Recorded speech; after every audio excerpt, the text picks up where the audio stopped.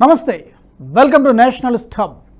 Under world don Dawood ఇబ్రహీంపై విష ప్రయోగం జరిగిందా అంటే అవుననే సమాధానాలు వినిపిస్తున్నాయి. గుర్తు తెలియని వ్యక్తి విష ప్రయోగానికి పాల్పడడంతో దావూద్ ఆసుపత్రిలో ప్రాణాపాయ స్థితిలో కొట్టుమిట్టాడుతున్నట్టు వార్తలు వినిపిస్తున్నాయి. ప్రస్తుతం పాకిస్తాన్లో తీవ్ర ఉత్కంఠ వాతావరణం కొనసాగుతోంది. భారత వ్యతిరేక శక్తులు అక్కడ ఒకరి తర్వాత మరొకరు పిట్టల్లా రాలిపోతున్నారు. ఈ క్రమంలోనే దావూద్ ఇబ్రహీంను కూడా హతమార్చడానికి ప్లాన్ జరిగిందని, అందులో భాగంగానే దావూద్పై విష ప్రయోగం జరిగిందనే అనుమానాలు వ్యక్తమవుతున్నాయి. ఆలస్యంగా వెలుగులోకి వచ్చిన ఈ సంఘటనలో అసలేం జరిగింది, శనివారం అర్ధరాత్రి లియాఖత్ నేషనల్ హాస్పిటల్కి అందిన ఆదేశాలేంటి అనే విషయాల గురించి తెలుసుకునే ప్రయత్నం చేద్దాం. పాకిస్తాన్లోని ప్రధాన నగరమైన కరాచీలోని లియాఖత్ నేషనల్ హాస్పిటల్కు శనివారం అర్ధరాత్రి ఒక అంతస్తు మొత్తం ఖాళీ చేయాల్సిందిగా ఆదేశాలు అందాయి.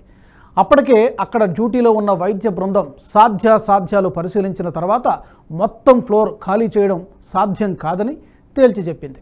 అందుకు ప్రధాన కారణం అప్పటికే అక్కడ కొంతమంది ట్రాన్స్ప్లాంటేషన్ చేసిన పేషెంట్లు ఉండడం. వారి ఆరోగ్య పరిస్థితిపై నిరంతరం పర్యవేక్షణ తప్పనిసరి కావడంతో వైద్య బృందం ఫ్లోర్ ఖాళీ చేయడం కన్నా ఫ్లోర్లోని 4 గదులను ఖాళీ చేయడం వీలు పడుతుందని పై అధికారులకు సమాచారం అందించారు. అయితే మొత్తం ఫ్లోర్ ఎందుకు ఖాళీ చేయాలి, అంత పటిష్టమైన భద్రతా ఏర్పాట్లు ఎవరి కోసం అనే సందేహాలు మొదలయ్యాయి.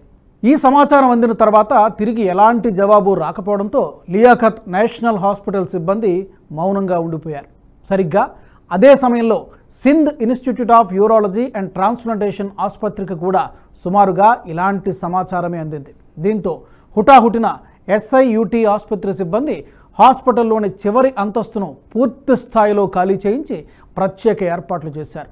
వెనువెంటనే భద్రతా సిబ్బంది మొత్తం ఆసుపత్రి సహా ఖాళీ చేయించిన అంతస్తు భాగాన్ని తమ అధీనంలోకి తెచ్చుకున్నారు. ఇదిలా ఉంటే లియాఖత్ నేషనల్ ఆసుపత్రిని ఎందుకు వద్దనుకున్నారనే సమాచారం బయటకు రావడానికి మాత్రం చాలా సమయం పట్టింది. లియాఖత్ ఆసుపత్రిలో భద్రతాపరమైన సమస్యలతో పాటు చికిత్స అందించేందుకు నిరంతరం అక్కడే ఉండడం అసాధ్యమనే అభిప్రాయం వ్యక్తం కావడం, వైద్య బృందం తాము చెప్పే వరకు ఆసుపత్రి వదిలి వెళ్లకూడదనే కండిషన్ ఉండడంతో లియాఖత్ ఆసుపత్రి సిబ్బంది చేతులెత్తేసింది. దీంతో దావూద్ను ఎస్ఐయుటికి తరలించినట్టుగా సమాచారం. ఇదిలా ఉంటే దావూద్కు విషం ఇచ్చింది ఎవరు, ఏ ప్రాంతంలో విష ప్రయోగం జరిగింది, విష ప్రయోగం తర్వాత ఎలాంటి పరిణామాలు చోటు చేసుకున్నాయి, ఈ విషయాన్ని తెలుసుకుందాం. ఓ ప్రార్థనా స్థలంలో దావూద్ ఇబ్రహీంపై విష ప్రయోగం జరిగినట్టు సమాచారం. శుక్రవారం సాయంత్రం ప్రార్థనల తర్వాత ఓ పార్టీకి హాజరైనట్లు వార్తా కథనాల ద్వారా తెలుస్తోంది. ఆ పార్టీలో పాల్గొన్న తర్వాత దావూద్ స్వల్ప అస్వస్థతకు గురయ్యాడు. దీంతో అతన్ని స్థానిక ఆసుపత్రికి తరలించి చికిత్స అందజేశారు. కానీ జరిగింది విష ప్రయోగం, అది కూడా స్లో పాయిజన్ను ఉపయోగించినట్లు సమాచారం. స్లో పాయిజన్ను వినియోగించడానికి ఒక కారణం ఉందంటారు భద్రతా నిపుణులు. దావూద్ ఇబ్రహీం చిన్నా చితక డానేం కాదు, అతనిపై భారత్ సహా అమెరికా వంటి బడా దేశాల నిఘా కూడా ఉంది.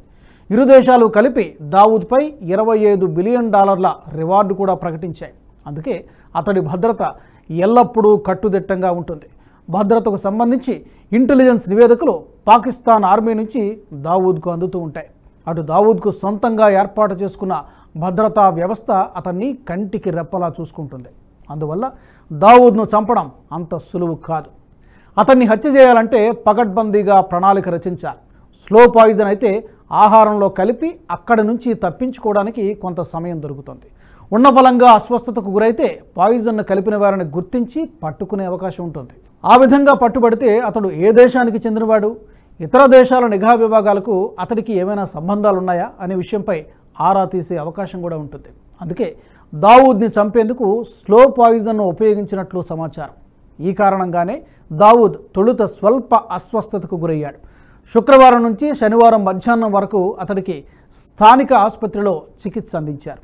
కానీ అతడి ఆరోగ్యం గంట గంటకు క్షీణించడం, శనివారం సాయంత్రం నుంచి ఆరోగ్యం మరింత విషమించడంతో మెరుగైన చికిత్స కోసం లియాఖత్ నేషనల్ హాస్పిటల్కు పాకిస్తాన్ ఆర్మీ సమాచారం అందించింది. అయితే అక్కడ భద్రతాపరమైన చిక్కులు ఏర్పడవచ్చనే అనుమానంతో Sindh institute of urology and transplantation ఆసుపత్రికి తరలించారు.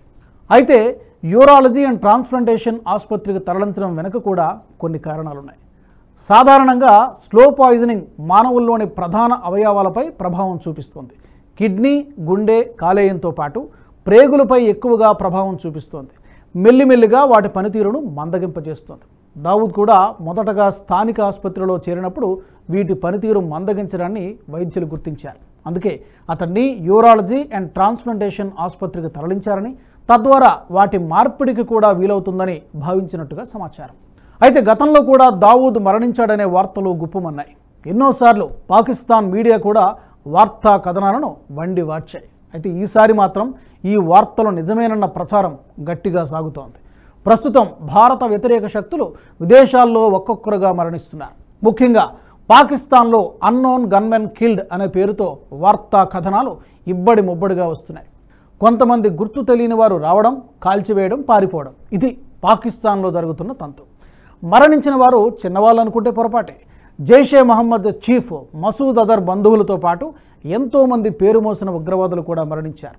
దీంతోపాటు 26/11 ముంబై పేలుళ్ల కీలక సూత్రధారి సాజిద్ మీర్ అయితే పాకిస్తాన్ జైల్లో ఉండగానే మరణించాడు. గుర్తు తెలియని వ్యక్తులు అతడికి విషం ఇవ్వడం వల్ల మరణించాడన్నది విచారణలో తేలిన అంశం. దీని వెనుక భారత నిఘా సంస్థ రా ఉందని చాలామంది అనుమానాలు వ్యక్తం చేస్తున్నారు. మోదీ నేతృత్వంలోని బీజేపీ ప్రభుత్వం భారత్లో ఉగ్రవాదంపై జీరో టాలరెన్స్ విధానాన్ని అవలంబిస్తోంది. దీనికి సంబంధించిన చిన్నపాటి లూప్హోల్ను కూడా ఉపేక్షించడం లేదు. దేశ భద్రత కోసం ఎంత దూరమైనా వెళ్తామని మోదీ ఇప్పటికే ప్రకటించారు. గతంలో దేశంలో ఉగ్రవాద దాడులు జరిగినప్పుడు పాకిస్తాన్లోకి వెళ్ళి సర్జికల్ స్ట్రైక్స్, ఎయిర్ స్ట్రైక్స్ కూడా చేశారు. ఆ తర్వాత మరిన్ని దాడులు జరగకుండా ఒక్కొక్కరిని లేపేయడానికి భారత ప్రభుత్వం ప్రయత్నిస్తోంది. నిఘా సంస్థల్లో ఆరితేరిన CIA, మొసాద్ వంటివి తమ దేశానికి వ్యతిరేకంగా పనిచేసే వ్యక్తులను ఇదే తరహాలో విదేశాలకు వెళ్ళి ఆపరేషన్లు చేపడుతూ ఉంటాయి. సరిగ్గా అదే పంథాలో ప్రస్తుతం రా కూడా ముందుకు సాగుతోందని భద్రతా నిపుణులు చెబుతున్నారు.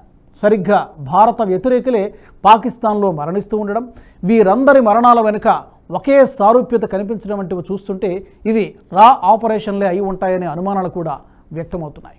ఇదే క్రమంలో ప్రస్తుతం దావూద్ ఇబ్రహీంపై విష ప్రయోగం జరిగిందనే వార్త గుప్పమనడంతో పాటు దీనికి సంబంధించిన ఆధారాలు కూడా బయటకు రావడంతో నిజమేనేమో అనే అనుమానాలు కలుగుతున్నాయి. అయితే ప్రస్తుతం జరిగిన విష ప్రయోగంతో దావూద్ మరణిస్తాడా, లేక పాకిస్తాన్ ప్రభుత్వం అతన్ని కాపాడుకుంటుందా? మరోవైపు దావూద్ ఇప్పటికే మరణించాడనే వార్తలు వెలువడుతున్నాయి. మరి వీటిలో ఏది నిజం, ఏది అబద్ధం? ఇది తెలియాలంటే కొన్ని రోజులు వేచి చూడాల్సిందే. ఈ వీడియో మీకు నచ్చినట్టయితే లైక్ చేయండి, 10 మందికి షేర్ చేయండి. అలాగే కామెంట్ల రూపంలో మీ అభిప్రాయాలను మాతో పంచుకోండి. Nationalist hub group of channels ను సబ్స్క్రైబ్ చేసుకుని తెలుగునాట జాతీయవాద జర్నలిజాన్ని ప్రోత్సహించండి. ఈ వీడియో కింద ఉన్న బెల్ ఐకాన్ పై క్లిక్ చేయడం మర్చిపోవద్దు.